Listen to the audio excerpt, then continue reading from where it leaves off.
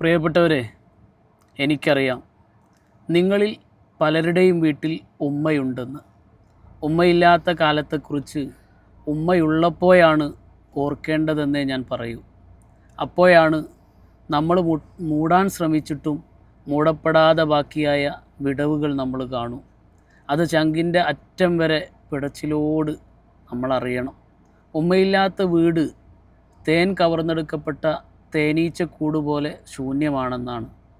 ഉമ്മയില്ലാതെയാകുകയെന്നാൽ നമുക്ക് മസ്തിഷ്ക മരണം സംഭവിക്കുക എന്നേ ഞാൻ പറയൂ. ഉമ്മ വീട്ടിലില്ലാത്തപ്പോഴാണ് ലൈറ്റ് ഓണാക്കിയിട്ടും വെളിച്ചമില്ലാതെ വീട് ഇരുട്ടിലായത്. ഉമ്മ, ആ കടുകിൻ്റെ പാത്രം എവിടെ എന്ന് ചോദിക്കുമ്പോൾ ഉമ്മ ഫോണിലൂടെ പറയുന്നൊരു മറുപടിയുണ്ട്: ഈ നിൽക്കുന്നതിൻ്റെ വലതുഭാഗത്തെ മൂന്നാമത്തെ അറയിലുണ്ടെന്ന്. ചുവന്ന മൂടിയുള്ള ആ കുപ്പി. വീടിനെക്കുറിച്ചറിയാവുന്ന ഒരേ ഒരു ഓർമ്മക്കാരി മൂപ്പത്തിയാരാണ്.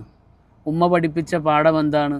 ഉമ്മ ഒറ്റക്കൊരു രാജ്യവും ഭാഷയും ഒക്കെയാണ്.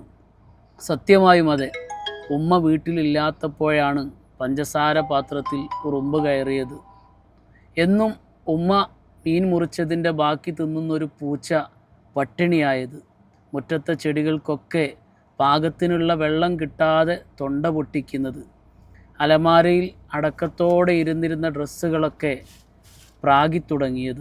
ഞാനുണ്ടാക്കിയ മീൻകറിയിൽ പുളി കൂടിയത്. ഇത്രകാലം ഉമ്മയുടെ കയ്യിൽ നിന്നും വീണു പൊട്ടാത്ത ചില്ലു ഗ്ലാസ് വീണു പൊട്ടിയത്. ടാങ്ക് നിറഞ്ഞ് വെള്ളം പോകുന്നതറിയാതെ ഞാൻ മൊബൈലിൽ തോണ്ടിക്കൊണ്ടിരുന്നത്. അനാവശ്യമായി പലയിടത്തും ലൈറ്റ് കത്തിക്കിടന്നത്.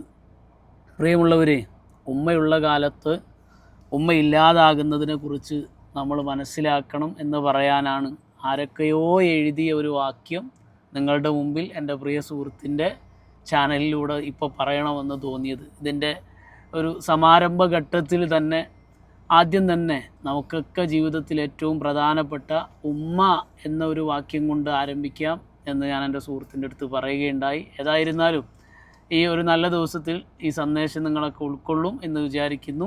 ഉമ്മ ഉള്ള കാലത്ത് ഉമ്മ ഇല്ലാത്തതിനെക്കുറിച്ച് ഓർത്തു വെക്കണം പ്രിയപ്പെട്ടവരെ എന്ന് 1000 തവണ ഓർമ്മിപ്പിച്ചുകൊണ്ട് നിർത്തുന്നു. നന്ദി.